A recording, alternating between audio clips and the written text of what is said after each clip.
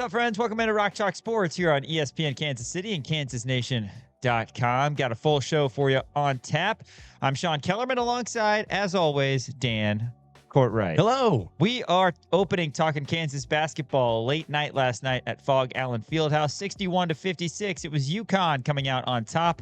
The number 5 ranked Huskies over the number 21 ranked Jayhawks. We'll break that down here in the opeking segment. Did I just wake up? It's 4 p.m. No, I've been. It was a late night last night. It was late. It was late, but no, we're good. KU now 6-3 on the season, and we're going to hear some post-game thoughts from Elmarko Jackson and Jamari McDowell. Following that, we are going to be joined by a special guest. It's Henry Greenstein, KUSports.com and the Lawrence Journal World. Henry will be here in studio. I trust he filled up on salad and cookies last night in the media room. I hope he can get here okay, because the roads are a little. I mean, there's no snow on the roads anymore. Right. So, but still, he's from California, so they don't see that long. I honestly wonder if he's ever seen snow. He's been here for what, 3 years? Okay, so he's seen it over the years here in God's country, but obviously out west, that's not a thing that happens too often. KU Mailbag segment following Henry at the Kansas Nation on Twitter, on Instagram. Thank you for sending in your comments and questions. Always love hearing from you guys. Then we're going to hear from the two-time national champion Bill Self post-game, and then we'll close out the show talking signing day. A lot of exciting, young, talented players coming in for Kansas football. Heard from Lance Leipold a little bit earlier today. You're going to have that audio later in the week as well. So we turned the page, right? It's kind of crazy how quick it happens. But as you and I were talking about a couple of days ago when we were bemoaning the end of the season, we're going to know next year's roster by mid-January with no spring portal window. So that's exciting in and of itself, especially for people like us and fans of programs who are not bowl eligible that kind of have to move on. Right. But it also takes away some talking points in the spring. But yeah, no, it's fun to know the roster. And, we'll as December kind of goes along, Kansas is going to have a weird kind of break. So in basketball, at least. So we'll kind of break down what we thought of each individual position groups. We'll do some positional group grading throughout December. But yeah, like you said, we're going to know what this team is going to look like come January, which is going to be really exciting, because then we can start really thinking about, okay, well, hey, we like this piece, we need more here, X, Y, and Z. So I think it will be a lot of fun. It's going to be different, right? It's going to be different than times in the past where you can add guys relatively late, but still, it'll be a lot of fun. 10 seconds or less. One guy on each side of the ball Kansas has to retain for next year. Leroy Harris. Yes. Justin Thurman. Yeah. Wow. I think hot take. I'm high on him, very high on him. I think he's RB1 next year. You know the guy that nobody's talking about, Rosario. That's our transition to KU basketball and the loss last night, 61-56 to UConn. Dan, I'm going to give you an opportunity to break this down off the jump. I'm going to make a requirement, though, and I didn't tell you this before we got on air. Say whatever you would like about the game, but my requirement for this opening comment is the names that come out of your mouth have to be from players who played in the game yesterday. Go. All right, so no Samis Calderon, Wilder Evers off the docket. Ginyugala, nope. Will Thingval, nope. You're 0 for 4, by the way. Okay. Yeah, no, I've already mentioned them. Yeah, I'll break this down in terms of what I liked, which is going to be sequential, because what I liked all happened in the first half. Okay, that's fine. We're going sequential here. First half, I thought Kansas looked great, right? They were doing an excellent job. Now, was it an ugly game? Absolutely, it was an ugly game, right? I mean, starting off, for the first probably minute and a half, 2 minutes, it was just turnover fest, right? Nobody could score. There was a lot of, just solid defense being played, right? I don't want to say ugly offense, but solid defense being played. I think Kansas did an excellent job of sort of shutting down Alex Caravan, especially in that opening half, right? He only had 2 points heading into halftime, which he was really their main scoring threat. Obviously, they had solo ball, but Terrace Reed Jr. did not play in that game. Alex Caravan has been there for 50 years, so Kansas did an excellent job in sort of shutting him down. Solo ball really was their only scoring option that they had. Everybody else, you didn't really see a whole lot out of them. I thought Kansas in that first half really played outstanding. I liked what I saw out of Flory down low. The bigs were playing big. I really enjoyed that. Kansas out rebounded them by a 9, which was one of my keys to the game, where Kansas had to win the rebounding battle. That was in the first half. Now the second half came along, and a couple of things that the only word I can describe it are unacceptable, right? You had 5 field goals made in the first half. Yeah, you had a lot of free throws made. Sure, you got to the line a lot. 5 field goals made is unacceptable, right? You got to put the ball through the hoop. You have to see it go through. You have to be able to create shots, make those shots.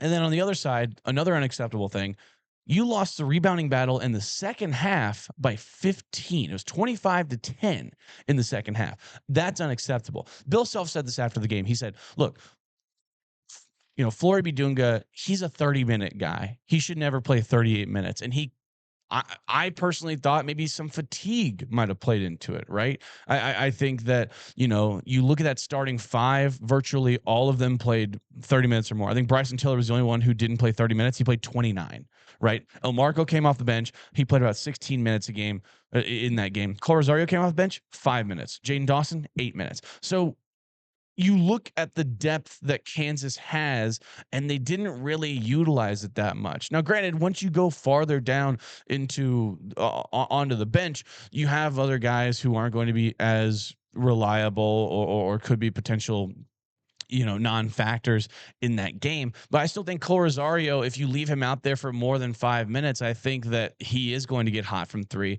and he is going to be able to make some big time shots for you, especially in the second half. We didn't hardly see him at all in the second half, which I think is really unfortunate for Cole Rosario, because I really am high on him. Again, you always call me a Cole Rosario hater. I like him. I just don't know if he's there yet. The raw athleticism is there, and he is capable of making plays. Now, on the defensive end of the ball, was he great? No. And I think that's part of the reason why he maybe came out early and only played 5 minutes in this game. But in terms of utilizing your depth and utilizing the rotational pieces, I think you need to have more rotation, because you can't have 4 of your 5 players going out there playing 36 plus minutes a night. You're just going to get too tired. It was a brutal offensive performance in the second half. I think Kansas. Fatigue was the biggest part of that. And let's just reiterate, 5 made field goals. And that's a good point. It could be fatigue, and Kansas just didn't go very deep in this one. You mentioned the guys off the bench and the minutes played. It's a different story for UConn. They got many more contributions from the bench. Bottom line, though, with the 5 field goals, Kansas ends up with 56 points in this game at home. I mean, I would not be surprised if we go another 20 years and KU never scores that few of points at Allen Fieldhouse. That was crazy. Yeah. 56. And on the flip side, like you said, defensively, Kansas only gave up 61 points. You got to win that game at home. Yeah. You got to win that game when you give up 61 at home. I don't care who you're playing. You got to generate a little bit more offense. And again, the 5 field goals, there's a little bit of an asterisk, because you did take a ton of free throws in the second half. And I want to credit those guys for getting to the stripe. We had some missed field goals there or missed free throws rather, that would have been really nice to have. Flory missed a pair. Elmarko couldn't finish an and one after a nice move to the basket. But overall, just a laborious offensive performance from Kansas, particularly in that 23-point second half. Trey White took a step back, at least for a night, as he had 5 turnovers and just 8 points. But offensively, for this Kansas team, if you have a situation where Melvin Council is going to score but not be very efficient right now, which is understandable. I mean, he's not a score-first type guy. And you have Flory, who's going to get you some baskets down low. And Kansas, I thought, just really struggled feeding him in the post in the second half. You're going to have some other options. You are. And if Trey White isn't being effective, your options are really limited. And that's kind of where I go back to what I said 2 or 3 weeks ago, Dan, which was, in terms of offensive ceiling, Bryson Tiller and Cole Rosario are the guys. I'm not going to step away from that. I mean, you know what you have with some of these guys, and Bidunga needs to be a big-time offensive performer for Kansas, but with Rosario only playing 5 minutes, kind of being stuck right now. That's where he is. He's just kind of stuck. And, he'll get out of it and eventually be a 20, 25-minute a game guy, and we hope a big-time offensive contributor. And then Bryson Tiller, who showed us so much in the exhibition games and the early portion of this season, we haven't seen it as much. He's missed his last 12 threes. Yeah. He had a wide open one that would have been absolutely huge if he hits. But Bryson gets just 4 and 4 in 29 minutes. And I do want to credit UConn. They're obviously a great team. They had 2 freshmen who had games of their lives, particularly Braylon Mullins, who after a minutes restriction ends up scoring 17, looked comfortable, banked in a 3 in the first half. And then all of a sudden that was all he needed was to see the ball go in the hole. And then Eric Ryba, the big 12 and 8. I mean, there's a reason UConn's UConn, right? Like Eric Ryba looks like a young Donovan Clingan. He does. And it's like, okay, these guys are freshmen. They stepped up on the big stage and shout them out for that. But for Kansas has just got to generate more offense right now. 56 points, whether it's field goals, whether it's free throws, that's just not enough. And Elmarko had a big game with 17 against Tennessee, and he gets 11. First time in his career, he's got back-to-back double-digit performances. That's good. He's still not a offense first, scoring the ball first type player. Right. I think that Bryson Tiller could be one of those guys. And I think Cole Rosario eventually could be one of those guys. And Kansas is going to need them because you have so many other guys that aren't that. When you look at Council and when you look at Jamari McDowell, and certainly, Trey White, he can score. He's proven that. Is that what he does best? Probably not, just because he does all the other little things. But I am taking a positive out of this in terms of defense. Kansas, again, switching 5, they were able to completely shut down UConn the majority of this game. It's just too many second chance points in the second half. You mentioned the minus 15 on the glass. It started 18-4 and ended up 25-10 in terms of second half rebounds. And of the 18, when it was 18-4 to start that second half, 8 of those for UConn were offensive rebounds. There were some long shots, some long rebounds, but still, that's too many second, third chance opportunities. And eventually they made KU pay. And they had Solo Ball show up. He hadn't hit threes all year. He goes 3 of 7. Mentioned Mullins hitting 3 threes, which was disappointing because Caravan struggled and KU did do a good job on him, like you mentioned. But 6 and 3 now are the Jayhawks. Their 3 losses are literally nothing to scoff at. It's Duke, North Carolina, and UConn. Yeah. But at the same time, we don't like losing. I mean, you got the big win against Tennessee. Now it makes these next 2 games even bigger. You get a team on Sunday who just lost for the first time last night. They haven't played anybody good, but we know they can score. And then you get NC State about a week after that, a top 25 caliber team. Kansas is going to have to generate more offense, but I at least like what I saw defensively, because if you defend, you're going to be in a lot of games. Yeah, I think, like you said, with Mizzou, we know that they can score the basketball. So on the defensive end of the ball, I think our ceiling is very, very high, and we can limit Mizzou's offensive firepower. Plus, we're going to be the best team that they play all year, right? I mean, that's just no question about it. Permission to yes, we've reached that. I just wanted to see if you could do it. Yeah. On the if you want to talk offense, you did it successfully. So, I almost slipped up, but I successfully did it as well. You did. And now it's up to you to talk about what potentially could fix some offensive woes for Kansas. So what could potentially fix some offensive woes? Here's a hypothetical question that I will answer immediately. Is Darren Peterson worth 6 points? Yes. Yes. Absolutely he is. If Darren Peterson plays in this game, Kansas wins this game. I do want to say, to be fair, Taurus Reed Jr. also didn't play, and he's their leading scorer and rebounder. We can't just pretend that didn't happen for UConn. But yes. Also very true. I do want to note free throws, because down the stretch, Kansas shot 70% from the free throw line in the second half. They got to the line a lot, but they went 12 of 17. That's 5 missed free throws. Kansas lost this game by 5. And there was a point where Kansas was down by 3, and Flory Badunga was at the free throw line with about 4:30 left to go, and he missed both of his free throws. And then all of a sudden, Solo Ball goes down and hits a 3, which should have been a 1-point game, wound up being a 6-point game swing. After. And those are magnified when you can't score in the half court at all. That's absolutely true. So free throws were a huge thing. It just the thing rattling around my brain constantly. And I want to give credit to the Kansas team that was out there last night that did such a good job against a top 5 team in the nation. The thing that just kept on rattling around my brain is, what if you had Darren Peterson? You got to get Darren Peterson back for this offense. You have to. And Bill Self saying post-game, we're going to hear that a little bit later in the show. He's 95%. I get it. People on social media are Upset. They're upset. Yeah. And they're saying, oh, okay, so everybody who did play is 100%. Well, you have to accept the reality of the situation. This isn't all the other players. Right. This is a top NBA draft pick. And, decisions are going to be made based on his health, and his health is going to be 100% before he's out there. Well, Bill Self even said, he said it was he said it was his decision, right? It was Bill Self's decision more than anything that Darren wasn't going to go. And at least I have been consistent about this, and you have too. The kid wants to be out there. Like you can just sense this, that Darren Peterson is eating away at him, that he's not out there right now playing with his team. He wants to be out there. He wants to play ball. He doesn't like sitting, right? There's plenty of people out there. Not even KU fans. There's like people in my mentions who are, random like South Carolina fans or whatever, saying like, I hate to break it to you guys, but Darren Peterson's out for the year. He's resting up for the NBA draft in June. That's not true. That's absolutely not true. We're probably going to see him against Mizzou. I'm willing to bet that we see him against Mizzou, that he'll be 100% for that game. It sucks, right? We know this. It sucks. But again, you do have the silver lining of the team having to figure out their identity without him, and then adding him on top like the cherry on top of a cake. Have you ever had a cherry on a cake, by the way? No, I figured you'd go ice cream. It's kind of a weird, I guess, pie maybe. There is a cherry pie. I also don't think I've had a cherry on top of. It's kind of a weird metaphor. Yeah, cherry on top of ice cream, or like a sundae. That's what it is. It's ice cream sundae. Cherry on top of a sundae. Cherry on top of the sundae, right? But also, you got to make the sundae.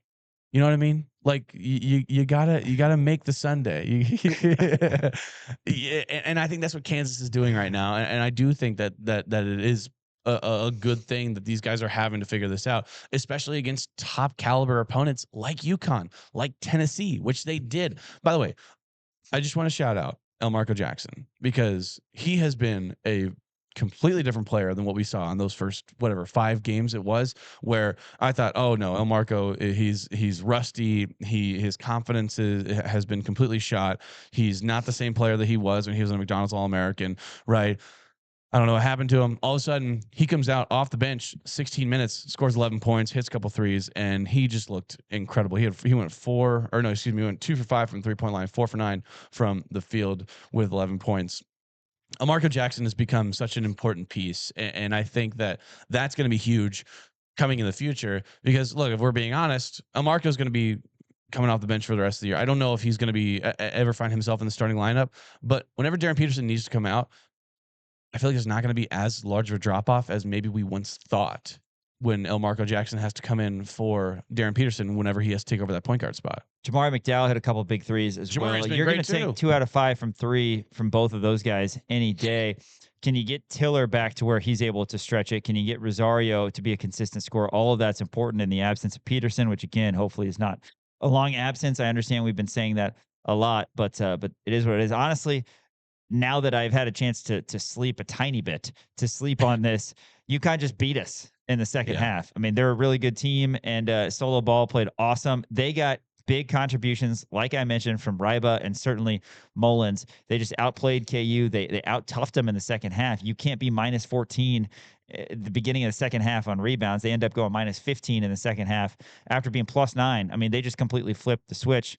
And the Huskies now still with just 1 loss. They've already faced Arizona, BYU, and KU, lone loss to Arizona. So we'll see how this shakes out. And again, it's another situation just as the Duke game. What would have happened if you had DP? Would love to get him back at 100% and then have him the rest of the year. That's the key is December versus March, but you want to get him back and then get him in a situation where he's playing consistently and playing every game, and you can count on him, because Kansas can be so good. And again, hate to say it, but a situation where these guys, it's okay. We understand these guys are learning a lot from playing in the absence of Peterson, but we also understand that there's going to be a ceiling, certainly offensively. But you got to be excited about KU defensively. Again, I think this can be an elite defensive team. Did want to say real quick, absolutely hated the chance directed at Dan Hurley. I said this to you at halftime. Yeah.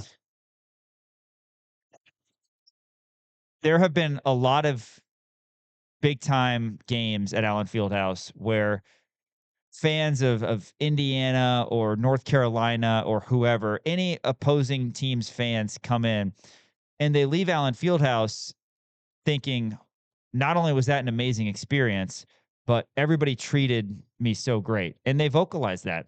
Yeah. They say all the fans were so great. They were respectful. They know basketball, want to come back whenever I can. Last night, the chants directed toward Dan Hurley, to me, were a lot of things. First of all, very hateful. I understand that it might be, I don't know, maybe people think I'm getting on a high horse or anything like that. But KU fans over the years have never done that, at least from the games that I've been to, again, which I've gone consistently for upwards of 15 years now. I don't remember any sort of hateful comments made toward an opposing coach or player at Allen Fieldhouse. It happens toward KU all the time. That's the thing, is KU fans, that's not who we are. We don't stoop to the level of K-State or Mizzou, honestly, and I don't feel bad saying that, because we've heard K-State and Mizzou fans yell terrible things at our players and coaches all the time. Kansas has never done that. And I also was a little bit confused because, at Kansas, Mizzou is who we hate. Yeah. Right? And people certainly are passionate toward K-State as well. I understand Dan Hurley is a polarizing figure. What did he ever do to us? Nothing. Kansas and UConn set up this home and home, a matchup of blue blood, respectable programs, to get a great game to provide at two great college campuses and give Chance an opportunity to see that showcase. And KU fans, and it wasn't just one time, and it wasn't just one pack of fans. It was coming from both student sections. It was coming from other areas of Allen Fieldhouse as well. And I just am left wondering, what did Dan Hurley do to you? Again, I understand the personality, all that. You might not like his antics and everything, but I just thought that was not a appropriate showcase of how KU fans generally are. Because again, 15 years, I've gone to pretty much every game now, and I've never seen anything like that. So I just wanted to address that, because I hope anybody who's watching or listening, realizes, and it wasn't everybody there, but that's stuff that K-State and Mizzou fans do. We don't do that here, and that was kind of a disappointed dad type situation for me, because it was hard to see, and it was hurting me every time I heard it. Yeah, 100% agree. I mean, obviously it's classless, right? And look, again, it shouldn't happen, but why at Dan Hurley? That is the main question. Is like, if it's going to be targeted at anybody, like Dan Hurley of all people, like, yeah, he's a polarizing figure. He's loud and obnoxious, and he doesn't deserve that. Yeah, he doesn't deserve that. He absolutely doesn't deserve that. He's won two. He won 2 straight national championships. He is probably, as of right now, a top 2 premier coach in all of college basketball. Right? I'm a homer, so I'm going to say Bill Self is number 1. A lot of people might say Dan Hurley's number 1. Right? And so it just shouldn't be targeted at him. Nobody should have to come into Allen Fieldhouse. And again, the atmosphere, other than that, was incredible atmosphere. Probably the best I've seen in maybe 5 years. It was awesome. The Cole Rosario pop on that fast break dunk, my ears were ringing. Right, the crowd was incredible. It was impossibly loud in there, but that was the one thing where I was like, "What are we doing?" And it's what I mean? Your passion, your passion comes out, and I get that. And it probably was a situation where a couple kids were doing it, and then all of a sudden they're like, "Oh, this is fun." Like, maybe it's just because his name had 3 syllables and it worked, right? But I don't know. It's just it was kind of disappointing, and I'll try to not address it. I spoke about it on the post-game locker room show last night as well, but not something I've ever seen before in games I've been at Allen Fieldhouse, and I hope that was the last of it. And he didn't deserve it, and he was asked about it. Coach Hurley was post game, and he said it's something he didn't expect. He said everybody was so nice to me last time. I mean, that's how it is. And last time was just 2 years ago. So anyway, UConn had the last laugh as they won 61-56. They're ranked number 5 in the country. KU is number 21. You got to beat Mizzou if you want to stay potentially in the standings. And that's Sunday at noon. We're going to have a preview of that. We got to get them. They beat us in football. They beat us in basketball last year. KU won the first 3 games of this renewed basketball series, a 6-year series. Of course, this is year 5. And then year 6 next year will also be in Kansas City before I'm guessing it goes away probably for a long, long time again. That would be my guess. But that's Sunday at noon. KU hopefully is at full strength. They got to get one before a trip to Raleigh after that. After this, Jamari McDowell and Elmarko Jackson at the podium, ESPN Kansas City, kansasnation.com. Tough one for KU basketball last night, despite an incredible atmosphere, 61-56, UConn over KU. And right now we're going to be joined by Henry Greenstein, KUSports.com, LJWorld.com. Henry, appreciate you coming on again. Missed you last week, of course. I don't know if Dan, did you have Henry on at all last week? Because we have the truncated show. Yeah, we had a Wednesday show, but we had a lot of audio to get through. Yes. So not a lot of talking from Dan Courtwright. So you're welcome, listeners. Yeah, just won Rock Chalk Sports last week with the Feast Week shenanigans, but back on our normal schedule. So appreciate it, Henry. We obviously have a lot to talk about. Football season has ended, but let's start with basketball. 61-56. The main thing last night is I looked up at the scoreboard at the final buzzer. I'm like, man, 56. And there was a lot of factors, but I said to Dan last segment, man, we could go a long time without KU scoring only 56 at Allen Fieldhouse again. Just couldn't get anything going offensively in the second half. Yeah, I believe it's the lowest point total by KU for a non-conference game under Bill Self. Yeah, wow. I think that sounds about right. I think they had 57 in their loss to San Diego State. That was an ugly one. Ugly. And I think, I agreed wholeheartedly with Self's comments after the game. Like, the state of this team right now is such that they need to have superb ball and body movement in order to have a chance of scoring in the half-court offense, and they certainly did not. I think this result just kind of demonstrates the limitations of the team when they don't have Darren Peterson. It was fun in Vegas to see them rally around each other and to see them scrap out 3 really high-quality wins. But the thing is, these are all guys who are they're being asked to do far more than they were ever intended to. Trey White has one of his worst games of the season yesterday. Trey White's not supposed to be a guy who's just creating shots out of nothing with 4 seconds left on the shot clock, or serving as one of the primary offensive initiators. He's supposed to be a cutter and a rebounder and a foul drawer. And he's proven that he can do far more than that over the course of his time in Vegas, but he's not supposed to have to do that. Melvin Council. Everyone loves what Melvin Council has done, which is a pretty impressive feat considering he's shooting like 33% or whatever this year. Everyone loves what he's done this year, but he's not supposed to be the primary ball handler, a jump shooter, or the guy with the ball in his hands at the end of the shot clock, at least most of the time. And he had a pretty heroic effort at some points yesterday, but it wasn't quite enough. It just shows this was a team that was built around having a go-to scorer, and that guy's been on the bench in street clothes for the last 7 games. All that being said, man, these guys can defend really well. This was arguably even a better defensive performance than against UConn 2 years ago. I mean, the switching was impeccable. They had 2 lapses that kind of cost them down the stretch in that second half. But for all the critical things that I said, KU still had the ball twice down 1 point with like 3-4 minutes left and still could easily have won this game. 5 for 20 in the second half shooting is not going to win you essentially any game unless you've built up a huge advantage prior to that. And KU hadn't, because it didn't take enough advantage of the opportunities it had in the first half to extend its lead beyond the 7-8 point range and ends up with a 4-point advantage. So, not the worst result of all time, but KU never expects to lose at Allen. And like I said, I think it just demonstrates the limitations of this team in its current form. So let's look at this team in its current form, because that's what we can right now, right? I mean, we've gone, like you said, 7 straight games with this being the roster, 2 Jaden Dawson or 3 Jaden Dawson games missing, notwithstanding. But Bryson Tiller's missed his last 12 threes. That's a guy that you're going to need offensively. Cole Rosario only played 5 minutes last night. Elmarko and Jamari are guys that can score at times for you, and they both hit a couple threes. But who needs to kind of come alive offensively again with this current 8-man rotation or whatever it is for KU to give them more hope? Because like you said, these guys are being asked to do so much. It seems like it's got to be one of those young guys to come out and deliver. I didn't even realize Cole played only 5 minutes yesterday. That's crazy. Yeah. To me, the obvious answer is Cole and Jaden need to step up and start making some shots. Jaden Dawson was pretty poor yesterday in his first action back from injury. He has that sequence where he has 2 fouls in rapid succession and then travels when he has a wide open dunk along with those. It hasn't really come together for him yet. It kind of felt like before the injury, maybe some momentum was on his side. It hasn't materialized. Elmarko and Jamari deserve huge amounts of credit for how much they've Yeah. improved.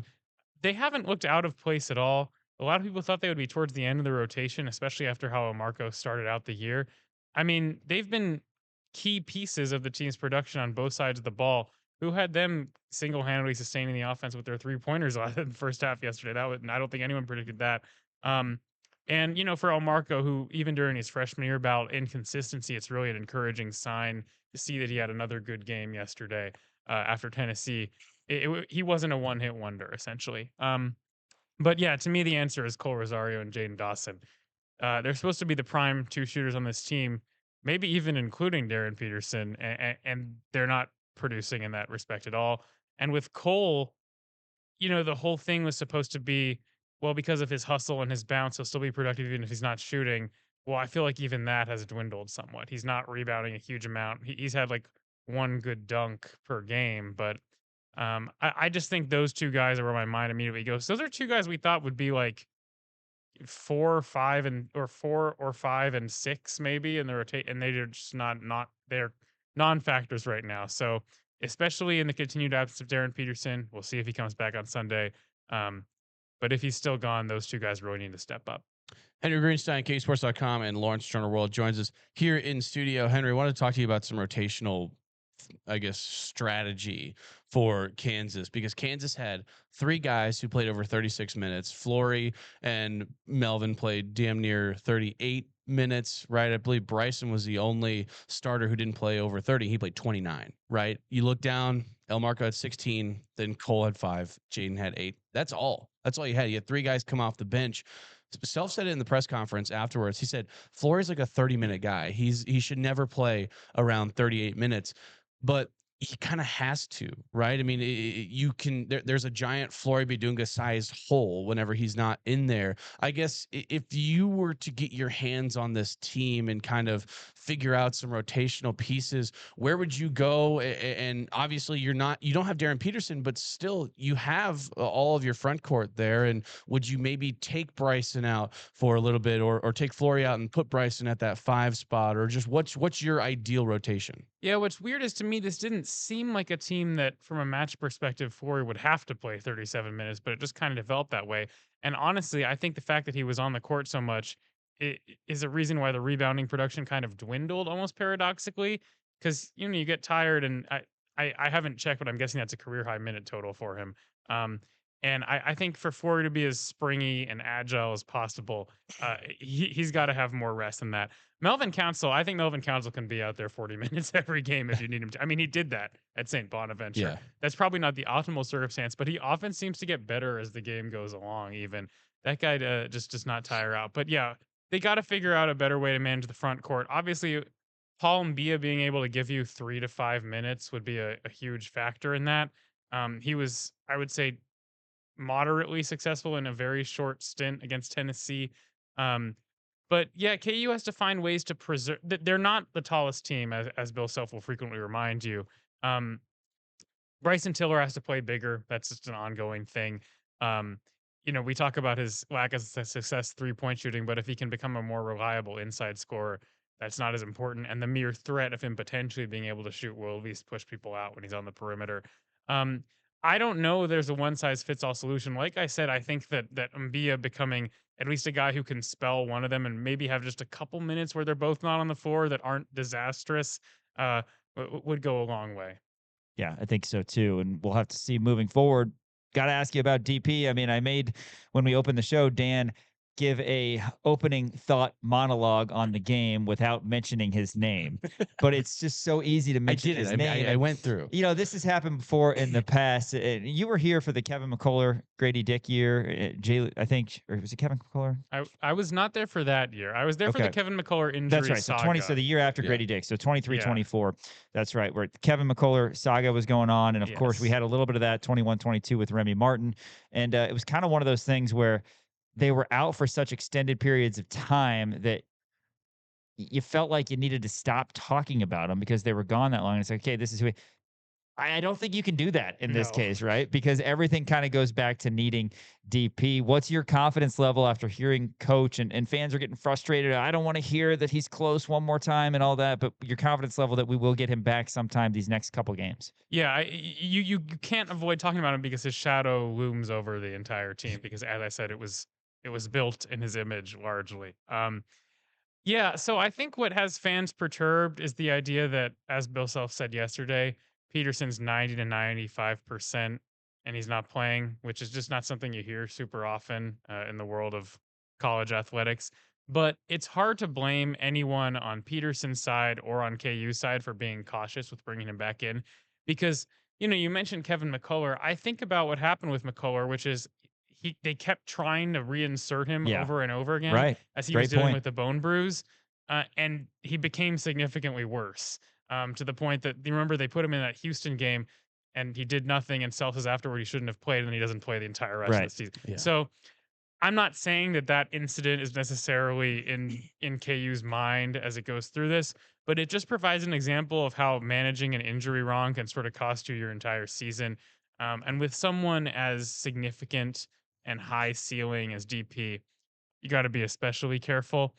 That being said, it's tough to watch KU lose by 5 to UConn in a game where it makes 5 field goals the second half, and then hear afterward that DP was 95% and had been in practice all through the week leading up.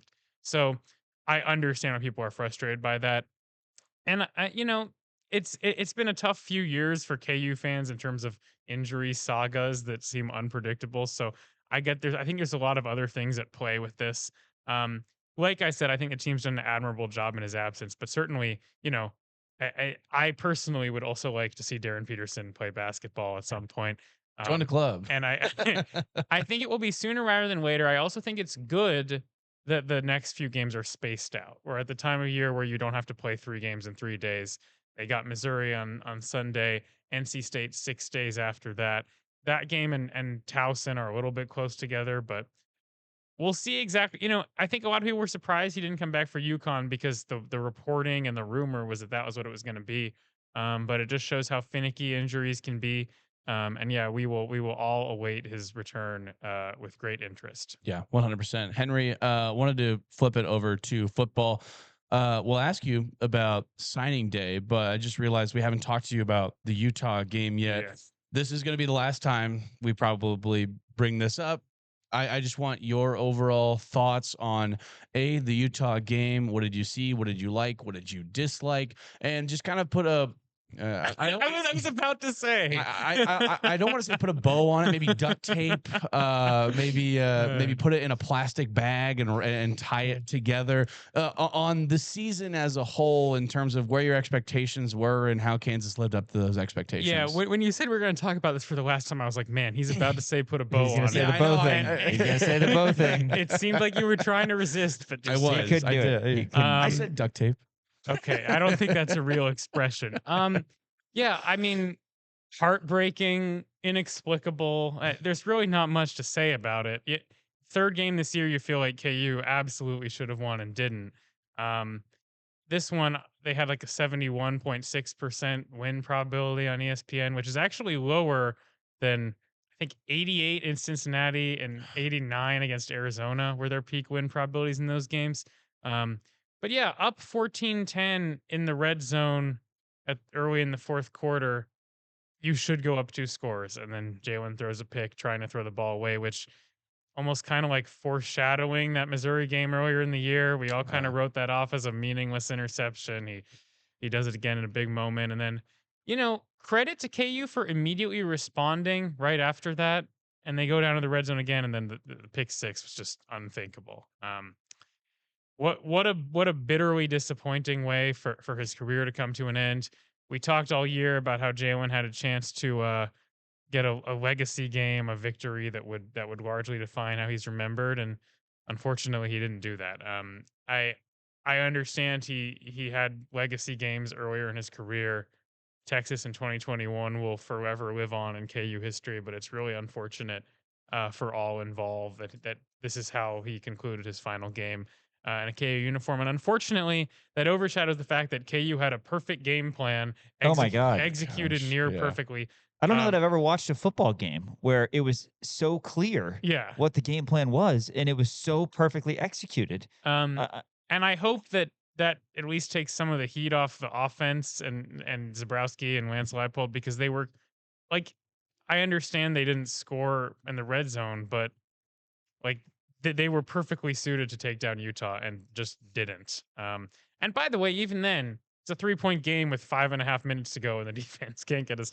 It feels like every game where KU has some sort of blunder on offense, there's still always like a footnote. Hey, by the way, they still had a chance to win despite that.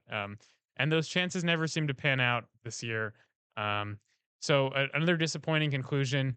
I've heard a lot of people say, we'll think about where this program came from, and to some extent, it's valid to say KU didn't reach 5 wins between Mangino and Leipold. But on the other hand, that line of thinking sounds a lot more reassuring after 1 5-7 season than 2 in a row. So kind of a weird note to enter the off season. The portal now doesn't really come into play until January 2nd because of the new window. But on the other hand, there are lots of people who are already going in or announcing their intentions to go in. So we're right into the thick of that season again. KU has a lot of needs to address, and we'll see how compellingly KU staff can pitch it as a destination after 2 seasons where they fell short of expectations.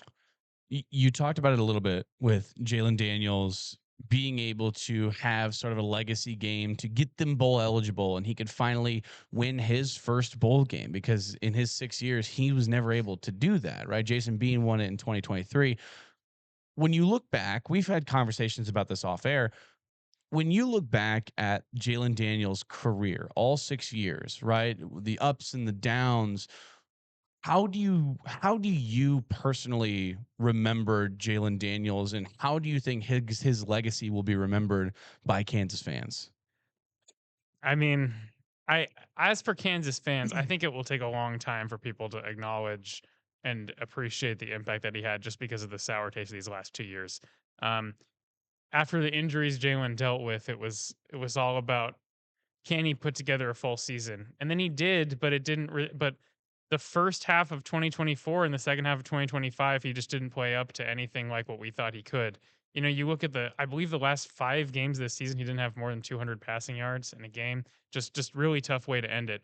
At the same time, I think Jalen will be remembered as one of the most talented quarterbacks ever to play at Kansas. A consummate professional who talked to the media after heartbreaking loss after heartbreaking loss, which is not something that everyone does, and took ultimate accountability for everything that happened over the course of his career. Was a mature guy, well respected by his teammates, uh, and is second in pretty much every quarterback record behind Todd Reesing. Now, granted, he played for a really long time, but Right. he also got hurt, so he missed a bunch of games. True.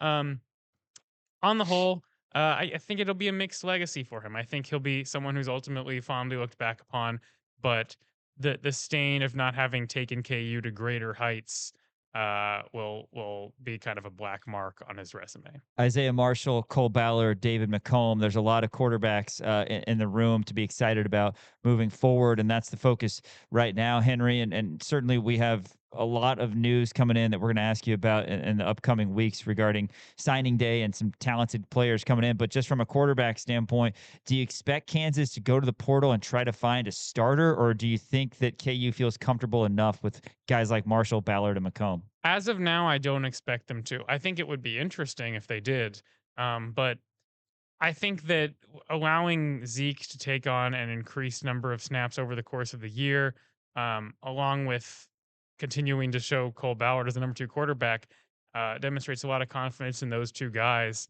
And McComb, as Kevin Flaherty likes, he may have the highest ceiling of any of them. So right now I don't think that's one of the primary positions they'll pursue in the portal. And honestly, that's probably fine, because it's really expensive to get a quarterback, and they have a lot of other things they need to attend to, particularly in the trenches. So right now I think we'll be headed for an open quarterback competition. But man, uncharted territory for Kansas because it feels like Jalen Daniels has been around forever. Well, not uncharted territory for guys like us who have been watching KU football since the the Mangino, the Turner Gill, the Charlie Weiss, the David Beatty, the list goes on, the Clint Bowen era. Henry, one more football question for you. I know you've been writing your butt off today because signing day was today, and a lot of really exciting new pieces to this Kansas squad. Guys that we'll be talking about maybe 4 years from now, maybe next year, right? Who are going to be making impacts on this. Just kind of give us a brief overview in terms of how you think signing day went, just some of the guys, how you think Kansas, kind of cleaned up in that aspect. Yeah, I like this class. I like it on the offensive and defensive lines in particular. Guys like Caden Snyder and Hunter Higgins. And that kind of ties into what I think is the overarching theme, which is KU's success in the local ranks and in state. Losing JJ Dunnigan obviously took some of the shine off that, but they've still got 6 really good in-state guys.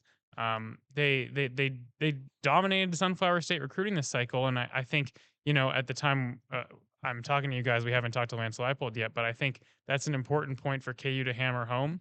And like in lieu of actually beating Kansas State on the field, it's an important thing to show that you can have some success against them in the recruiting trail, especially in light of the news coming out of Manhattan today. Yeah, So, no kidding. Significant timing for sure, but that stands out.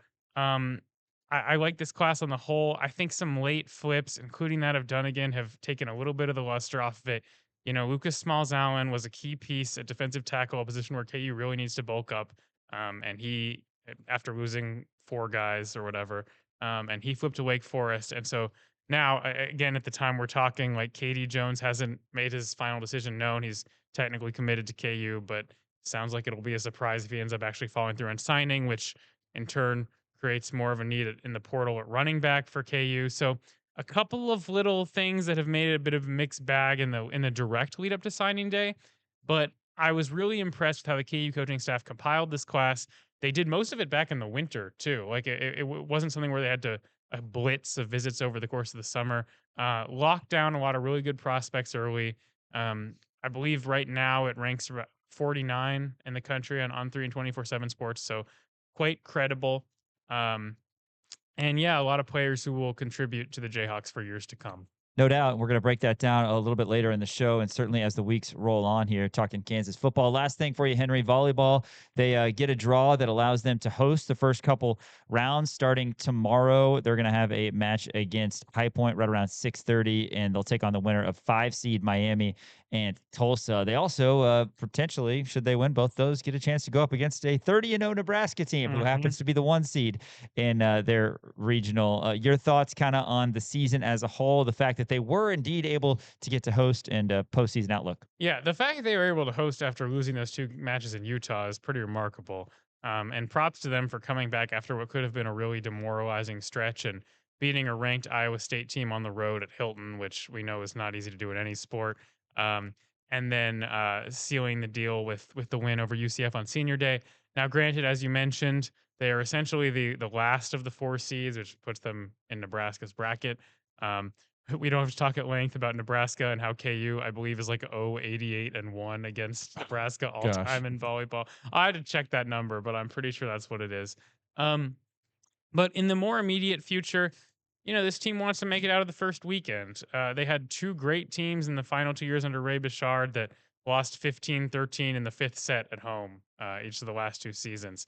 And if KU can make it past High Point, which I feel pretty confident in their ability to do, especially with Ulmer having seen High Point last year at Oregon and already kind of knowing them well, and also KU having the Horish crowd on this side, it'll be a big showdown with Miami if that's what it ultimately ends up being. And I wanted to get this in here. Flor Maria Heredia Colon, Miami's star player, her stats are ridiculous. She had a game, I think in her last match, she swung like 92 times and had 37 kills. Oh my that hurts my shoulder. They are just setting the ball to her over and over. She had a game with like 41 kills. And by the way, the rumor in the offseason was that she almost came to KU before ended up going back to Miami. So if that ends up being the matchup, keep your eye on Heredia Colon because she's quite the player.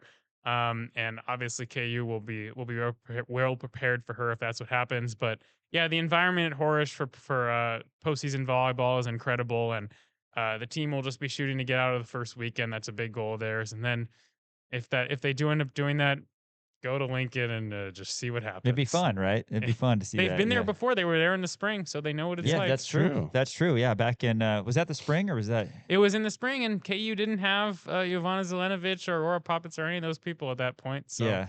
Well, it all starts with the Jayhawks and the Panthers tomorrow at 6:30. First round of the NCAA tournament, KU and High Point. Henry, be safe out in the snow. We were talking. We don't know if you're familiar with this wintry mix outside. Familiar. He's seen it on Hollywood sets before. Like all the asbestos falling down. Yeah. Right. Like in The Wizard of Oz. Yeah. Exactly. He's seen something. Well, is there snow in The Wizard of Oz? Oh yeah. It was asbestos.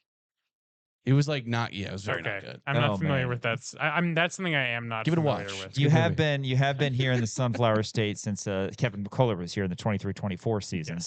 So you've seen snow a time or two. But as always, appreciate your time. Good luck during this busy season. Thank you, guys. All right, Henry Greenstein. Make sure you check him out. KUSports.com, LJWorld.com. Elmarko and Jamari at the podium postgame after this. Rock Chalk Sports, KansasNation.com, ESPN, Kansas City.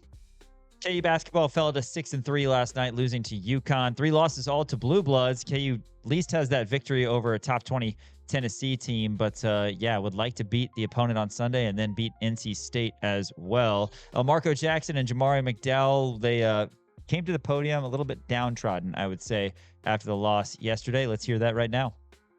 For both of you guys, I know you led by 4 or 5 at halftime, and they outscored you guys in the second half, I think by 11, maybe 9. Really did a better job on the glass in the second half. What was the key for you guys, and especially kind of late in the game?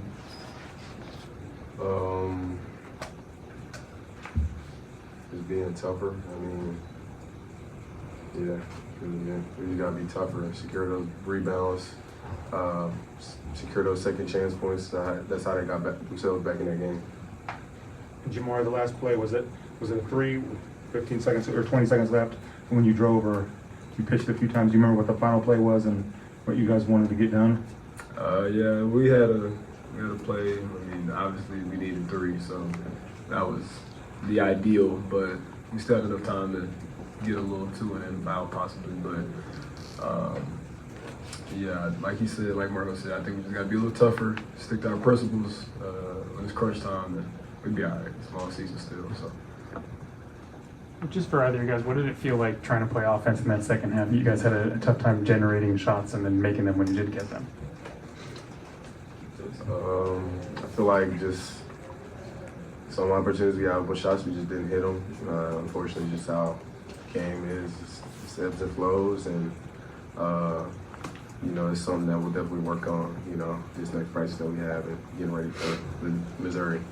And what was Coach's message to you guys afterward?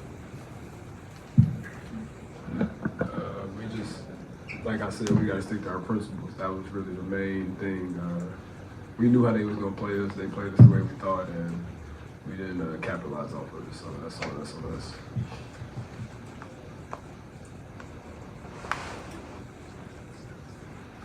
For either you guys kind of bothered them at times with the way you were able to switch with their motion. Just what about your guys' personnel defensively allowed you to give them some trouble? We got a bunch of quick, athletic guys that could take up space on the floor, and they run a lot of actions within our offense. So we're just trying to, make them use up the whole clock and try and make them take us one-on-one. They get the majority of their points, assisted. So we're just trying to make them be one-on-one players, and Marco, I think you had a similar 8-1 run as in the Tennessee game. What's it like out there for you right now, and what do you feel, if anything, doing differently than previous games? I just feel like just making shots, just being more consistent with my work and trusting my shot and trusting my teammates to get me into those spots, and just capitalizing on the opportunities that I have. Anything else? Jamari, were you surprised with the pace of the game? Turned into their coach said it was kind of a slugfest.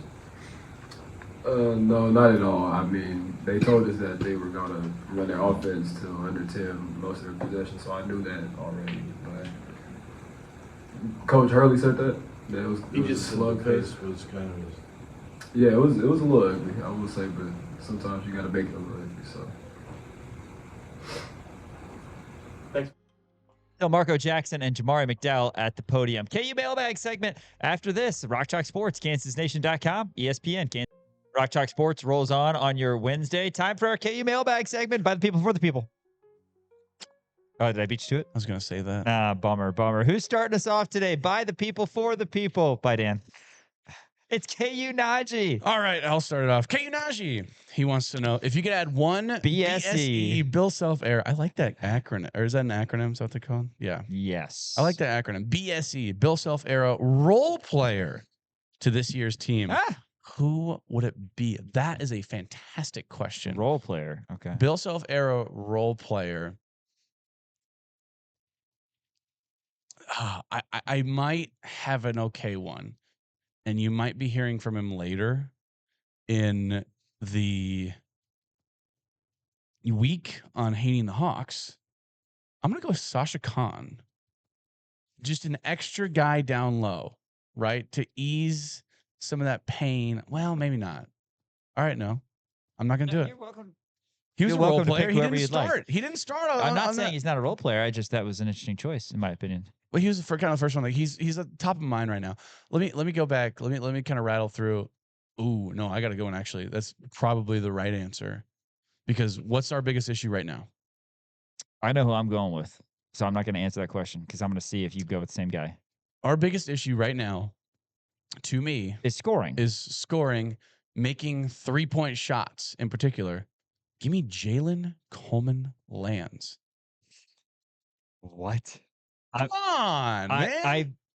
What's wrong with that pick? I literally thought you were going to say who I am about to say, which is a way better pick, Tyrell Reed. Oh, but he started for like 2 years, though. That's true. I wouldn't consider him a role player. So Travis Relaford, Brady Morningstar, are those guys role players or no? Like, I would say, does it have to be a bench player? I'm thinking about guys who specifically come off the bench who had 16 minutes a game. Okay, so if they come off the bench, that's different because Tyrell Reed on a team that had Sharon Collins and Cole Aldrich and the Morris twins. So yeah, he was a role player on that team. But his last 2 years, he was not. I wouldn't say. Or when maybe his last. So his last 2 years. Yeah. No. His last year was right. 2010. Yeah, but he was a starter though. No, his last year was 2011. What he probably averaged 25 minutes a game? Yeah, probably 30 minutes a game, probably. That's fair. Okay, Maybe so not 30, it has to be a bench player. I mean, nobody who averaged over. I'll set the line at 23 minutes a game. Okay, we better get on Sports I think Reference. Jalen Coleman Lands is a good pick. Jalen Coleman Lands averaged about 7 minutes a game. Yeah, but he was fun. I mean, he hit some big shots. What about Bobby Pettiford? What about him? He was had a the role game player. winner. That was fun. High point legend. Yeah. Did you? 8 minutes a game for Jalen Coleman Lands. What was his 3-point percentage? 44.8. There you go. He shot. Let's see how many threes he actually made. That's not a terrible pick. Okay. If we're going with guys who had 8 minutes, a guy who can come off the bench and make 2 threes back to back that you feel very confident in, that you need 6 points bad. Jalen Coleman Lands. Jalen Coleman Lands hit 2 threes, and it looks like 7 total games in the 40 games that Kansas played that season. Okay, Sorry. maybe that's not a good pick. I don't know. I mean, he didn't play very much. He had like one. That's a really good 3-point percentage, though. He had like a really huge 3, I believe, in like the second round. He had a 3. He had a couple threes against Texas Southern, and then he hit a 3 against Creighton in the second round. Okay, and then he was 1 for 3 from 3 against Miami in the Elite 8. Maybe it was just anyway. Texas You're welcome Southern. to choose who you want. No, I think we need more specifics from. That's all we need. We just need more specifics. No. All right. Well, here's probably maybe an all right pick, but also he could be a point guard. He could play the 2. Remy Martin, maybe. Is that who you're gonna pick? No. Who are you gonna pick? You haven't even picked yet. What we need. You picked Tyrell Reed. That's right. I don't think I'm gonna pick anybody after the Tyrell Reed thing because I think we need KU Najee to set some ground rules for this. Sure. Okay. Like Remy Martin was a star player for Kansas. Sure. In that run. Let me. And Jalen Coleman Lands DM only played real 8 fast. minutes, so it's got to be somebody in the in the middle. We'll hit him up on Twitter. Sure. KU Najee, if you're listening, you're watching. Just need a few more specifics on what a role player is. Because again, like Travis Relaford, Brady Morningstar, those guys are starters. But like Travis Relaford, I mean, you're not Tyshawn or T-Rob, so you're probably a role player on that team. Like, would you consider like Bryson Tiller a role player right now? Yes. Okay. All right. Fair enough. So you're setting the bar really low for role players. Like a role player is essentially just not the star of the team. Maybe not top 2 star of the team. Okay. Yeah. That completely changes it then. I was thinking guys who come off the bench. Yeah. Like Mitch Lightfoot is on my though, list. Because if this team gets Darren Peterson back, then you have, again, I think it's Peterson and Flory, and then is everybody else a role player? Yeah, I mean, but like Trey White is Trey White a role player? Right. I don't know. Good conversation. Good conversation. I really like the question. KU Najee also asks, you're tasked to design a new alternate for KU basketball. What does the jersey look like? Alternate jersey. You're supposed to design a new KU basketball jersey. Yeah, get your scratch pad out. Okay, so start with color. You know, I'm not a big fan, Dan, of the baby blues. I know people really like them, but I don't even like, and I feel bad saying this, even like when volleyball wears them, I just don't really like them. What about something like this? That's perfect. This? Yeah. That's great. That's great. Is it good? Yeah, I'm not a big fan of the baby blues. Don't know how I feel about the reds. Honestly, the circus font jerseys that we wear are just the cleanest. So are you talking football or basketball? Well, there's no baby blue. I was talking basketball, I guess. There's no baby blue in basketball. Right. I like baby blue. Like when the women's team plays in those baby blues. I just said while you were doing that, I just said I don't like it when the volleyball teams. I volleyball do. team or women's basketball team. I'm not a big fan. I actually kind of like the women's when they wear the black. The Black Hawk jerseys the cool. women wear are sweet. Those are sweet. Those are cool. You know what? I think you go Black Hawk for KU men's basketball. Black Hawk jerseys? Yeah. Maybe. Do you go? I think that'd be too far. I think so. Yeah, I don't know. You know what? Do you remember those ones? They were like gray with navy blue bottoms. I think like Jalen Wilson wore them. They were cream colored with the black bottoms. Maybe. Yeah. Those ones. Yeah, those were disgusting. Yeah, I did not like those. I'd like the shorts. Just the shorts are cool. Yeah, sure. Yeah, but not together. What about the ones that Danny Manning wore one time in his career where they were all the yellow? Yellows. Those are all great. yellows. Bring them back. I say bring them back. Bring them back. Why not? You have to incorporate circus font. I think, right? Now there were some shorts back in the day with the big K on the side. Oh yeah, the big old K on the side. Well, that's what Danny Manning wore. Those. Yeah, and I like those. Right. It's so hard to beat the current circus font ones, man, that we wore against Tennessee. Those are sweet. Those are so cool. I'm so glad we went back to that. I like him so much more than the Trajan. Cole, he said, "What's the coolest fish?" I'd say probably a starfish. I mean, it's literally shaped like a star. Sure. Is it a fish? Yes. Has fish in the name. But like peanut is not a nut, it's a legume. Yeah, what's that about? So I don't know if a starfish is a fish. Yeah, I don't know. It's the first one that came to my mind. Well, I would tell you that. Do you know what other nut is commonly thought of? The Brazil nut. The Brazil nut. Yes, thank you. I know. I'm good, man. Good. It's like one mind. It's like one mind. Starfish are, as far as I understand, a class of marine invertebrates generally shaped like a star polygon. So it is a fish. They're also known as asteroids because they form the taxonomic class Asteroidea. And about 1,900 species live on the seabed. How about that? Wow. They are shaped like a star. Are they a fish? I don't know. I really don't know. I like the angler fishes, They're the ones with the light on their head.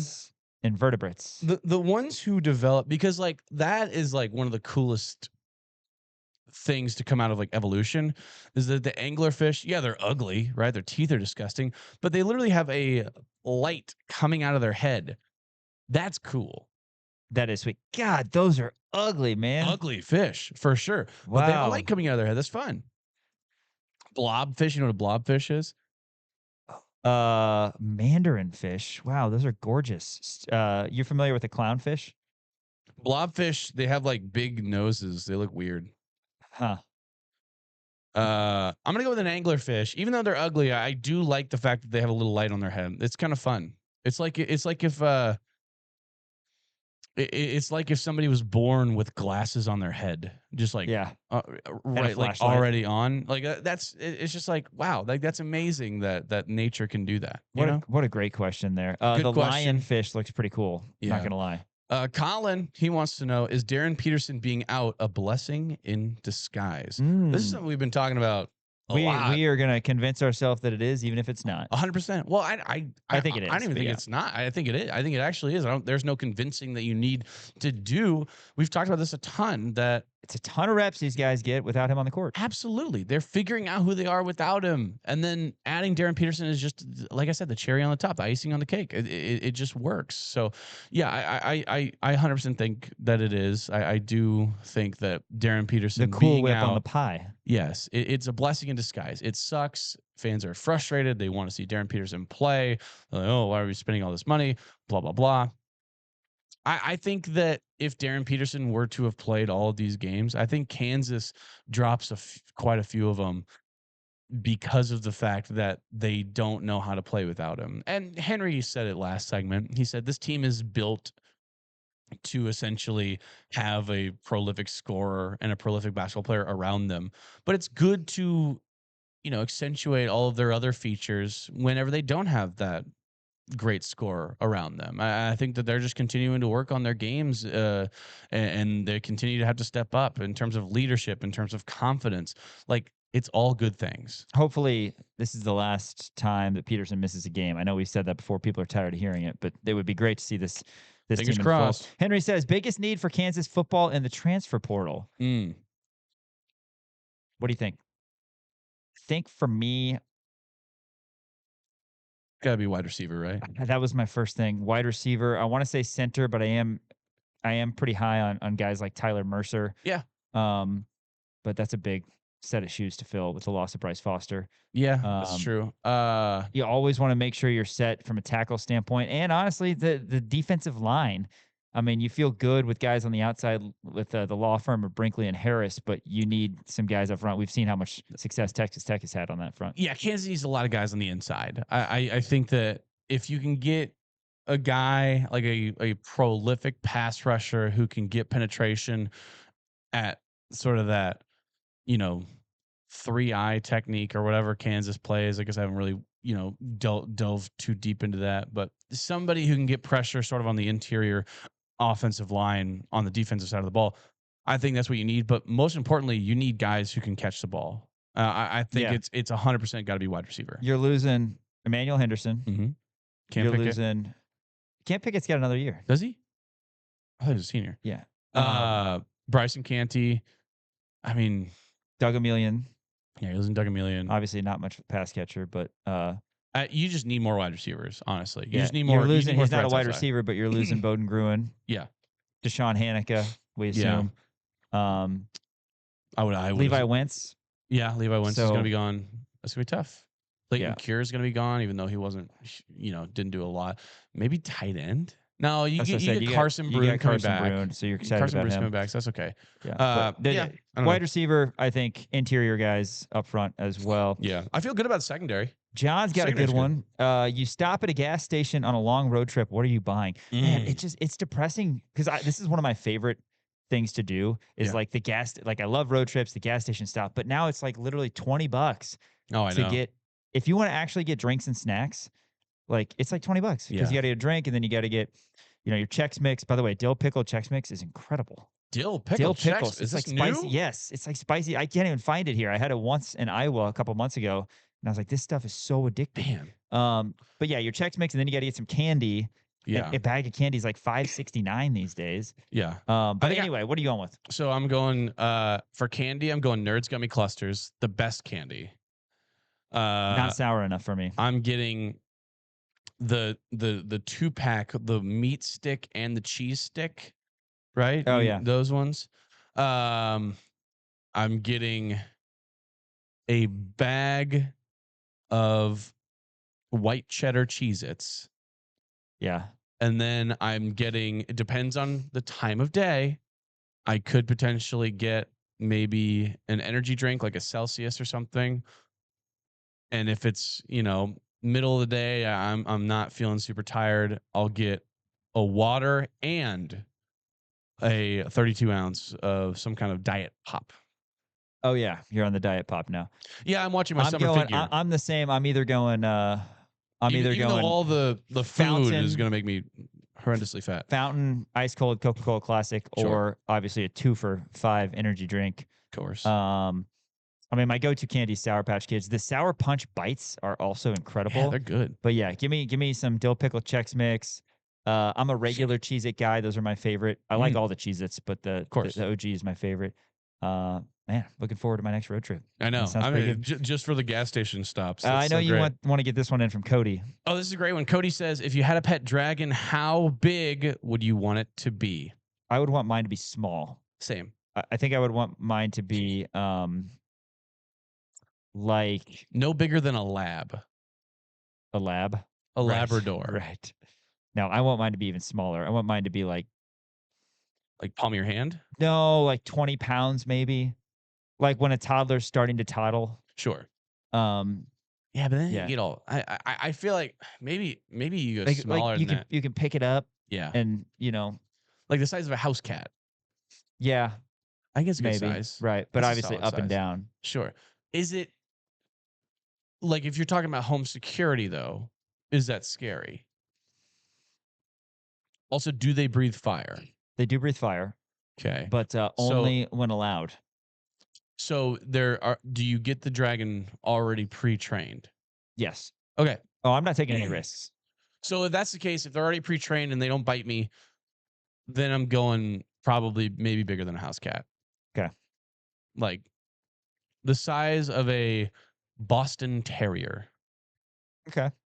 So I can respect that. I just want to be able to manage it a little bit better. Cam says, if you had to get a tattoo, what would it be? I'm got to go with my daughter's birthday, right? Fair if enough. I ever were to, actually get on a consistent workout and diet routine, I'd feel better about getting a tattoo. Sure. Because you don't want to. Where would it be? You don't if you get one on your arm or something. It's you don't want to. You don't want to get one when your arm's not. Maybe make it dance. Yeah. I'm also gonna go with Sean's daughter's birthday. Yeah. Do you want to? What are you gonna put on the back of your on your back on the small of your back? Tramp stamp. Yeah. I already have one there. Okay, that's what I thought. So yeah, no, I don't. I'm just kidding. I don't know. Maybe something. I would want it to be funny.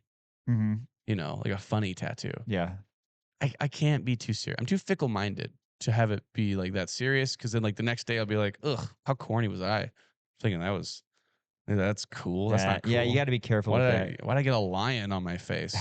Speaking of things getting serious, Chris Kleiman, as Greenstein alluded to last segment, reportedly retiring, and Colin Klein, K-State quarterback of the past, is going to take over the reins. Apparently, interesting. My understanding is that Chris Kleiman is 58 years old. Obviously, he got emotional after a recent loss for K-State football. A little bit surprising, though, for sure. Yeah, absolutely. It is. Gosh, it is crazy. And look, I mean, he's done all he wants to do, and power to him for wanting to retire. The question is, what do you think of Chris Kleiman retiring? And if Lance were to retire today, what former Kansas player would you want to come back and coach the Hawks? Brendan McAnderson. BMAC, I'm sure would be great. But I actually maybe is Nolan Cromwell still alive? I mean, you should know that. He was like the you defensive. Should know that if you want him to coach. He's 70 years old. Yeah. I mean, he was the DC for the Rams for a while. Was he DC? Yeah. I believe so. I'm a little bit surprised that you would consider that, given the fact that he's 70. Yeah. He was a wide receivers coach, Texas A&M offense. Very, very interesting. Offensive coordinator for Texas A&M in 08-09. Okay, so yeah. So he was offensive coordinator for A&M back in the day, wide receivers coach for the Rams, and then senior assistant / offense for the Cleveland Browns back in 2012.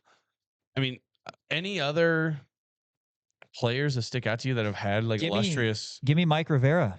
Man. Sure. Mike Rivera. I like that. I don't know if he has any coaching experience, but he's kind of got that Mike Vrabel feel to him. I'm going to go with a colleague, a coworker of ours, Chris Harris. I know he's getting into coaching. There you go. That's true. Bixby, Oklahoma. Shout out. Yeah. Got a couple more here. We got to get to. Ron wants to know what your morning routine is. You have to walk your dog, don't you? Yeah. I didn't walk my dog this morning, and my fiance was not happy. But also, I worked until like 12:30 last night. So whatever. Yeah, my morning routine basically is like rolling out of bed and feeling like garbage, and then I slam a cup of coffee, and then I get dressed and I come to work. I'll walk my dogs usually. Yeah. We haven't been. Well, I mean, in the snow, it's been a little tough, so we let them play out back. We have backyards. We let them run around and do all that kind of stuff. But yeah, I mean, I usually don't have a morning routine because I'm usually like, I like to lay around in bed for a while, and then I don't get up until I have to. So everything that I do in the morning is a speed run. Yeah, essentially. I used to be able to lie in bed and just kind of scroll my phone. Not the case anymore. I will be sound asleep as needed, finally catching up on some sleep, and then I will all of a sudden hear, "Hey, Dad! Hey, Dad!" And my daughter will come in, and then I will try to find the remote so that I can turn the TV on for her. She'll climb up into the bed, and then I'll prop the pillow up. I'll try to turn the TV on so that she can do that. So then I'm like groggy trying to get out of bed. And then I will get dressed, brush my teeth while she's watching TV. And then I will go get my bag and her shoes and her coat and her bag and put all of that in the car while she's watching TV. And then I will go get her a snack and a water and put that in the car. And then when all that's done, I will get her clothes that my wife so graciously set out next to her bed and bring them in. And then I will change my daughter out of her jammies into these clothes. And then I will get her toothbrush and I will put toothpaste on it. And then I will brush her teeth. And then I will, after I've changed her clothes, then I will brush her hair, which is this whole thing because you have to like spray her hair with the spray bottle so there's no tangles in there. And then I will find the clips. And all of this is, making sure that she's okay with the outfit and she's okay with the clips and she's okay with the. And then I will, at some point, try to eat something, try to grab a snack for myself. And then I will carry her down through the garage and put her in her car seat. And then I will drive her to daycare and then I'll come here. Ah, okay. Yeah. Man, that's quite the morning routine. Yes. Maybe having a child is a lot harder than I thought. Maybe. No, I still think you have it easy. You're fine. Last one here. Tony says, who is number one on your Spotify Wrapped? Have you checked it? I have not checked it, but it's got to be Mika. It's got to be Mika or Miss Rachel. Yeah, Miss Rachel. Yeah. Wasn't she in a big Elmo phase for a while? She was, yeah. Not anymore though. Not as much. We got silly Miss Lily and yeah. See, mine's also Miss Rachel and Elmo, but I don't have a daughter, so yeah. No, I'm just kidding. Mine is my number one. I actually screenshotted it. My number one artist was the Beatles. Number two was Big X the Plug. Number three was Pink Floyd. Two of the great artists of our time. Yeah. Number three is Pink Floyd. Number four is Jimmy Buffett. And number five was Mac Miller. I'm kind of all over the map there. Rest in peace, Mac Miller. Rest in peace, yeah. Mac Miller. My number one song was "Wish You Were Here" by Pink Floyd. Good song. What's the name of the song? I wish you would step back from that ledge, my friend. Jumper, Third Eye Blind. Okay. Good Shout out call, Elijah. Yeah. After this, we're going to hear from Bill Self. Thanks to everybody for sending in your comments and questions for our KU Mailbag segment. We have it every Wednesday. Find us on Twitter at the Kansas Nation. And also give us a subscription, right? Yeah. Apple Podcasts, Spotify, YouTube. Subscribe to us, Rock Chalk Sports, Kansas Nation. It matters. Really appreciate you guys watching, listening, all of that. The two-time national champion after this, Rock Chalk Sports, KansasNation.com, ESPN, Kansas City. Tough one for KU last night, 61-56 loss to UConn at Allen Fieldhouse. Let's hear everything the Hall of Fame head coach Bill Self said after the game.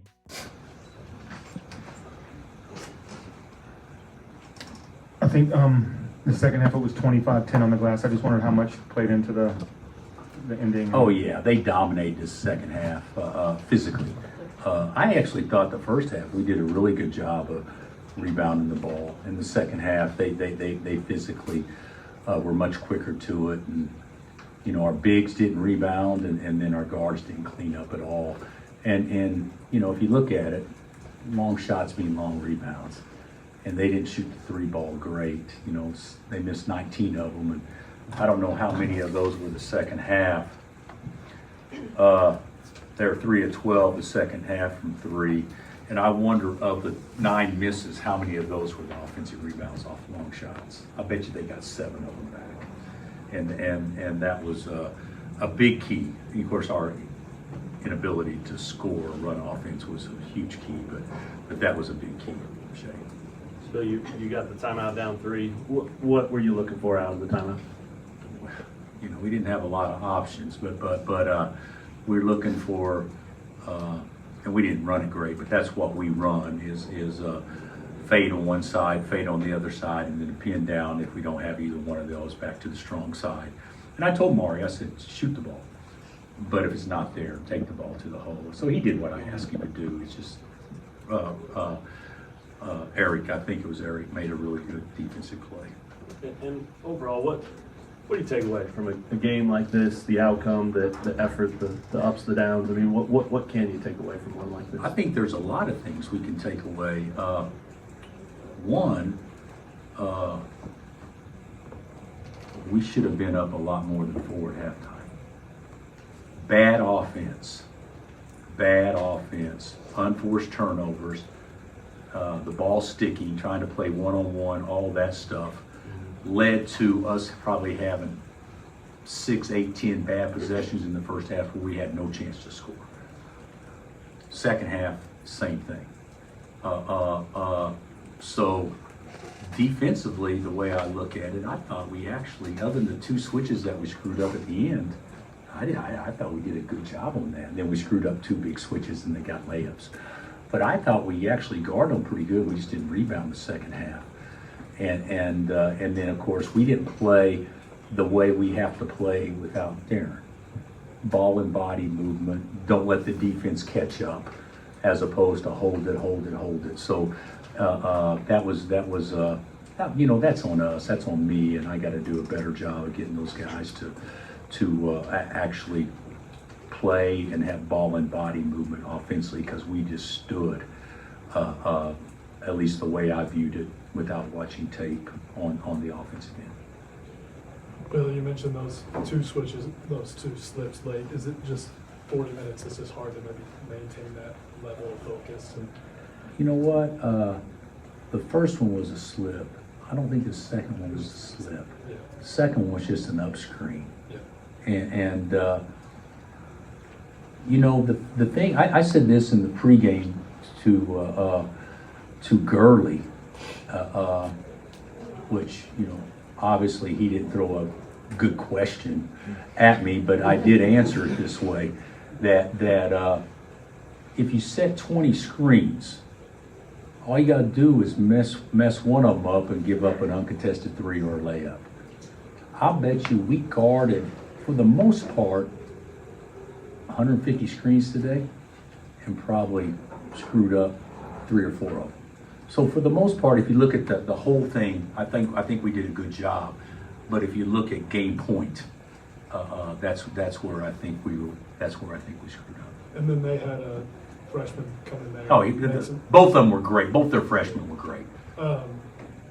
Big picture, where do you kind of see this group now that you've had these games with, you know, other guys have thrown into maybe some other roles that they weren't expecting, and you know, how maybe will this help you going forward, you know, expecting that you'll probably get Darren back pretty soon? I think that it'll help us. We'll be better because of it. But the thing about it is, we had guys, and it's my fault, but we didn't play like we did against Tennessee. The ball didn't move. We had individuals out there today, and we didn't have that against Tennessee. So that was a little bit frustrating. It doesn't have anything to do with the ball goes in the basket or not. Did we play the right way? Against Tennessee, I mean, I told them in timeout, hey, we're down 12, but we're playing the right way. I didn't feel like even when we were ahead tonight, we were playing the right way. But a lot of that is also the atmosphere, the first time to play in front of a crowd like that. trying too hard, that kind of stuff, which we have to, you got to be at that magic level where your energy and your enthusiasm and your concentration and attention to details is all at a crossroad. And we were more enthusiastic and energy than we were the whole thing. And we'll get better at that. But it doesn't surprise me that we actually went through that, because it's the first time many of those guys ever been in an environment like that. And the environment was great. Coach, what stood out to you about Braylon Mullins? This was kind of the country's, first good look at him. Well, everybody knows he can shoot. I thought he looked athletic. I thought he played with bounce. He backed us down one time, and I don't know who he shot over, but I think he shot over 6'10" and just, didn't even affect him. He's a good player. He's really a good player. What do you think they did well in the second half defensively to kind of throw you guys off a little bit? I don't know that they made a lot of adjustments. Maybe you'd have to ask Danny that defensively. But I'm not sure that, you don't rebound the ball so you don't get anything cheap. And if you don't get anything cheap and you play 5-on-5 the whole time, I think a lot of the stuff that we did was self-inflicted. Now, granted, they guarded us. I'm not saying that at all. But I think the lack of execution was pretty much self-inflicted, and that led to some really poor possessions. We got the ball second half right under the basket the first two possessions and missed 2-footers. So you got to make some of those too. But 5 field goals in a half, that's not very good. Bill, this is a little similar to CJ's question, but what more do you think you know about this team now after a game in this atmosphere against this caliber opponent? Is it pretty much affirmation of what you've already seen, or anything developing as you look at them? You know what, Vahe? I think I like them. I like the team. I think that we can guard. We've shown that we can rebound, even though we didn't do it the second half tonight. We've shown that we can execute and run better. We call a play and we never even got to the play. There's a lot of things that we can do a lot better when we have, guys in there that have, we're asking Jamari to play 31 minutes and stuff like that. So it's just not a lot of, I'd say, repetition and cohesiveness. But the one thing I will say that I didn't like tonight was the fact that I didn't think we played as a unit tonight, offensively. I thought we did defensively fine, but offensively I didn't think we played as a unit and shared the ball, because you can run bad offense, and if all 5 guys are sharing and cutting and moving, you can still get a good look, and we didn't even do that. So that was disappointing. Bill, what did you think of Flory's play tonight? I thought he was good. I thought he was good. I don't. Stats are a little bit overrated, but he the last 2 rebounds he got were man rebounds. I wish we could have done more of that, but he also played almost 38 minutes, and he's not a 38-minute guy. He's a 30-minute guy. So I think we played him too much. And I know you announced Darren is day-to-day and he's close. Is there a day you guys are going to choose to reevaluate him before the Missouri game this week? He had a really good day today. Tomorrow will be his off day, and hopefully, if there's no setbacks, he'll be practicing with us on Thursday, Friday, and Saturday full speed. Hopefully. Coach, you mentioned the bad offense there in the second half. When things get slow like that, you had 17 free throws there in the second half. Is that something you kind of look for when things are running slow on offense? Yeah. Trey had a uncontested putback and he walked. He shot. He pump faked. Jaden had a dunk and he traveled out front. We just too many self-inflicted things. But Melvin didn't shoot it great, but God bless his heart, he's in there fighting and competing every possession. I think that the way that they play defense, especially when Eric is in the game because he's so big, they're going to be in drop coverage. So you can actually drive it and try to get to the rim, and we didn't finish. They did a really good job contesting at the rim the second half. What did you think of the atmosphere tonight, and did you hear the students chant? And did you have any reaction to that? Yeah, I verbally, said knock it off, but because that's you don't do that. But the thing about the atmosphere was great. Students were great. It was a big time atmosphere. That was fun to be a part of that from an atmosphere standpoint. All right, Coach. Thank you. That's Bill Self post-game yesterday. KU falls to UConn 61-56. Next up, it's the Border War. Sunday at noon, T-Mobile Center, 10:30. Coverage will start with Crimson and Blue Show on Sports Radio 810 WHB. After this, a little KU football talk. It's signing day. KU Athletics has announced the signing of a lot of talented incoming freshmen for 2026, and we'll have that for you next year on Rock Chalk Sports, KansasNation.com, and ESPN. Big day today for KU football, signing day. A bunch of new Jayhawks Dan is going to tell you about. Want to tell you first, though, about Game Day Men's Health Lawrence. Mitch Bales and his team over there in West Lawrence do a great job. Did you know that by the time you turn 40 as a man, you lose about 50% of your testosterone? You don't have to put up with this anymore. Game Day Men's Health Lawrence, they treat a number of common issues, things like low T, ED, weight loss, peptide. They got vitamin therapies and a lot more. The second you walk into Game Day Men's Health Lawrence, you'll feel welcome. It's a relaxed, man cave-like setting. You got to check them out. Tell them the guys at Rock Chalk Sports sent you, because there are problems we all got to get addressed at times, and you got to make sure that you're addressing those before it's too late. So Game Day Men's Health Lawrence is the place to be. Really comfortable setting. Highly recommend them. Appreciate their partnership here at Kansas Nation, and yeah, all sorts of information we can give you. So make sure that you're hitting them up, because there's a lot of ways that they can help. 100%. Yeah. And when you walk in, it doesn't even feel like a doctor's office, right? It's a plush man cave-like setting, and you can even see our beautiful faces on one of their TVs. They're going to be playing Rock Chalk Sports on Kansas Nation, all in there. So that'll be a lot of fun. But yeah, shout out to Mitch Bales and Game Day Men's Health. Also, shout out to Crown Automotive. So Toyotas and Volkswagens, a bunch of used cars, fantastic car dealership, fantastic partnership we have with Crown Automotive, Miles Schneider and Company. Wanted to roll through some of the KU signing day stuff, right? Signing day was today. KU got a huge haul of guys, especially from the Sunflower State. I'll kind of walk you through kind of sequentially how these guys signed.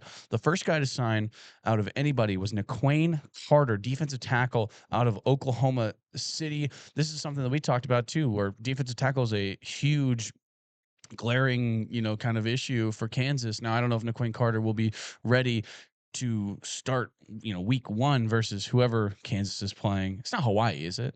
Can you play Hawaii? No, it's in 2028. Yeah. I can't remember who they're playing week 1 next year, but I don't know if he'll be ready by then, but he'll be a nice piece and a nice, Long Island. Long Island. There you go. A nice person to have kind of in that defensive tackle room. So that'll be really exciting as well. Kevin Sullivan also signed. He was the second person to sign. He's a tight end out of Rockhurst, the Hawklets, if you will. Shout out to Rock State. I can't think of any other notable alumni to ever come out of Rockhurst High School.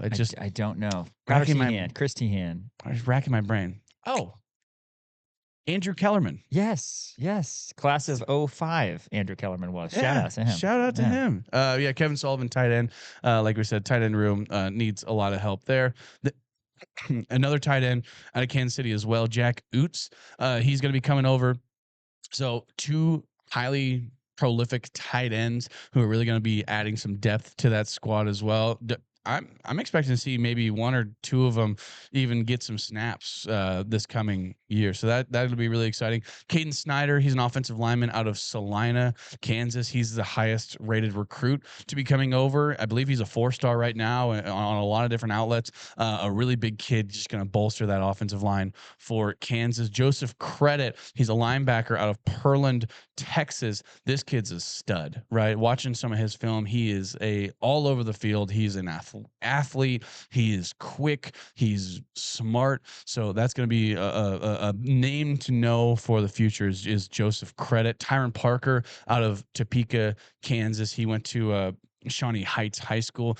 Kevin Flaherty said it on the show. has the potential to be a #1 wide receiver in his time here. And Kansas is relatively thin at wide receiver, at least going into this class of 2026. If Kansas doesn't get some guys that are at least some of the guys that they want out of the transfer portal, we can see Tyron Parker as early as next year. Also, they get Drayden Punt out of Orange City, Iowa. He's playing defensive end. Another guy who's quick off the jump as well. Going to roll through some of these other guys. Josh Galbraith out of Lawrence. That's a big name.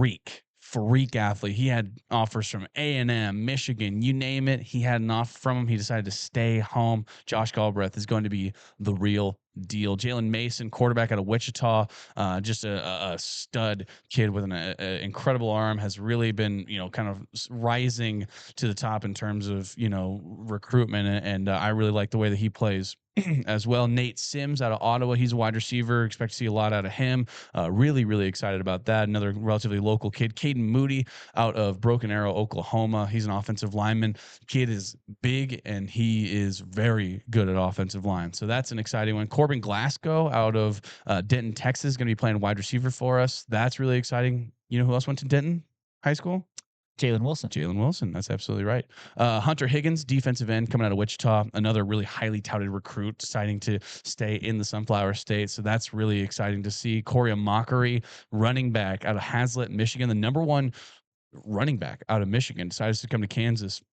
I believe he flipped his commitment from Michigan State to Kansas, so that's a huge get for us. Rob Reddick, corner out of Indianapolis.